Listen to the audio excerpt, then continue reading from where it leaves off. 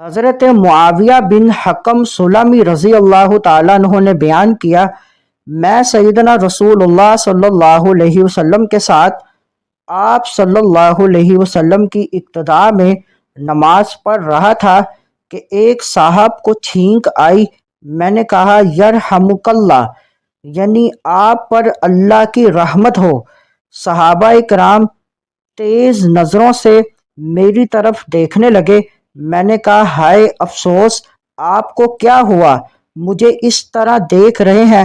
وہ مجھے خاموش کرنے کے لیے اپنی رانوں پر ہاتھ مارنے لگے۔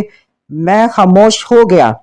جب رسول اللہ صلی اللہ علیہ وسلم نے نماز مکمل کی، میرے ماں باپ آپ پر قربان، میں نے آپ صلی اللہ علیہ وسلم سے اچھا معلم کبھی نہیں دیکھا۔